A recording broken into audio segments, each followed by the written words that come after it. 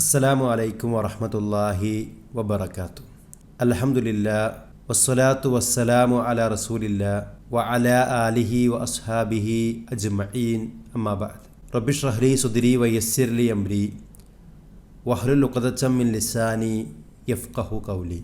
ഏറെ പ്രിയങ്കരായ സഹോദരി സഹോദരന്മാരെ, ദുൽഹിജ്ജ മാസത്തിൻ്റെ ഏറ്റവും പവിത്രമായ ദിവസങ്ങളിലൂടെയാണ് നമ്മൾ കടന്നുപോയിക്കൊണ്ടിരിക്കുന്നത്.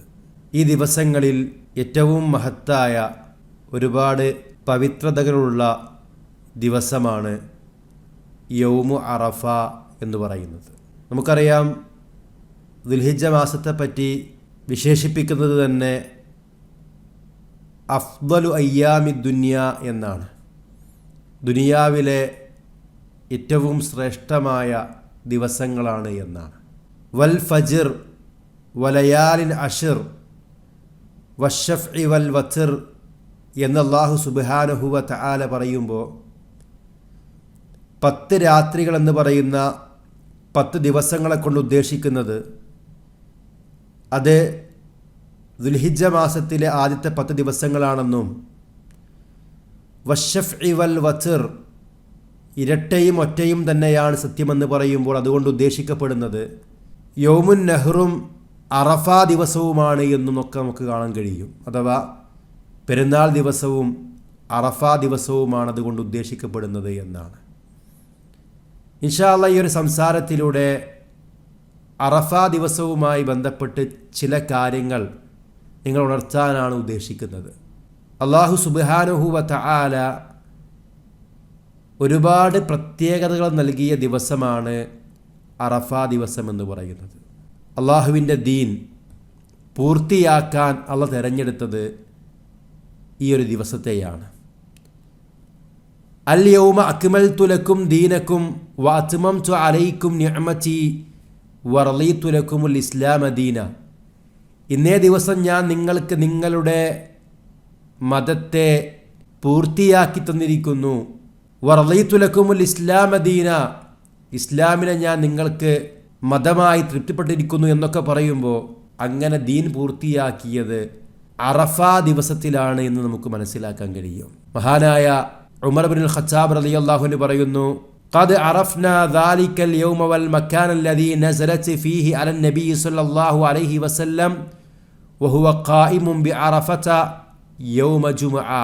നബി സ്വല്ലല്ലാഹു അലൈഹി വസല്ലമ വെള്ളിയാഴ്ച ദിവസം അറഫയിൽ നിൽക്കുന്ന സന്ദർഭത്തിലാണ് ഈ ആയത്ത് ഇറങ്ങിയത് എന്നാണ്. അള്ളാഹു ദീൻ പൂർത്തിയാക്കാൻ വേണ്ടി തിരഞ്ഞെടുത്ത ദിവസമാണ് അറഫ ദിവസം. അറഫ ദിവസത്തിൽ ഹാജിമാരല്ലാത്ത ആളുകൾ നോമ്പനുഷ്ഠിക്കുക എന്നത് വളരെ പ്രബലമായ സുന്നത്താണ്. നബി സല്ലല്ലാഹു അലൈഹി വസല്ലം പറഞ്ഞത്, യുകഫിറു സനതൽ മാളിയത വൽ ബാഖിയ, കഴിഞ്ഞുപോയതും വരാനിരിക്കുന്നതുമായ ഒരു വർഷത്തെ പാപം പൊറുക്കാൻ അഥവാ ചെറുപാപങ്ങൾ പൊറുക്കാൻ അത് കാരണമായി തീരുമെന്നാണ്. അതുകൊണ്ട് അറഫ ദിവസം നോമ്പനുഷ്ഠിക്കുവാൻ പ്രിയമുള്ളവരെ നമ്മൾ തയ്യാറാകേണ്ടതുണ്ട്.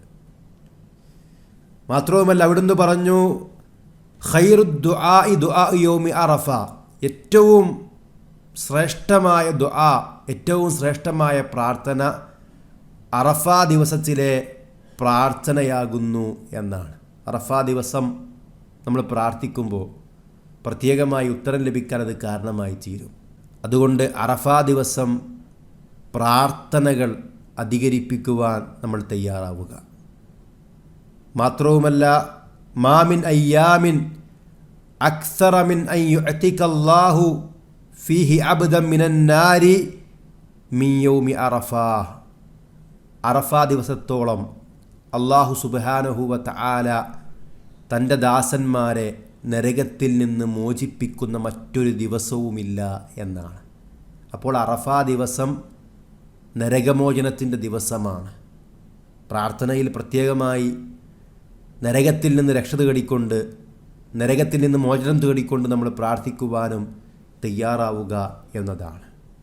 അറഫ ദിവസം വിശ്വാസികൾ നോമ്പനുഷ്ഠിക്കുക, ധാരാളമായ ദിക്റുകൾ ഉരുവിടുക, അതുപോലെ തന്നെ ദുആകൾ വർദ്ധിപ്പിക്കുക, സ്വതക്കകൾ നിർവഹിക്കുക, ഖുർആൻ പാരായണം ചെയ്യുക തുടങ്ങി എല്ലാ നല്ല കാര്യങ്ങളും അറഫാ ദിവസത്തിലും അതിനു മുമ്പുള്ള ഈ ദുൽഹിജ്ജയുടെ പവിത്രമായ ദിവസങ്ങളിലുമൊക്കെ നമ്മൾ ധാരാളമായി വർദ്ധിപ്പിക്കുക.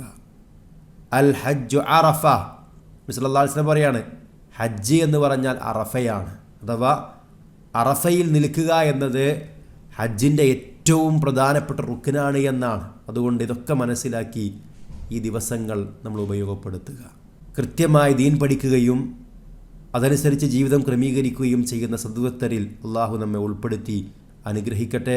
വസല്ലല്ലാഹു അലാ മുഹമ്മദിൻ വഅലാ ആലി മുഹമ്മദ്. അൽഹംദുലില്ലാഹി റബ്ബിൽ ആലമീൻ.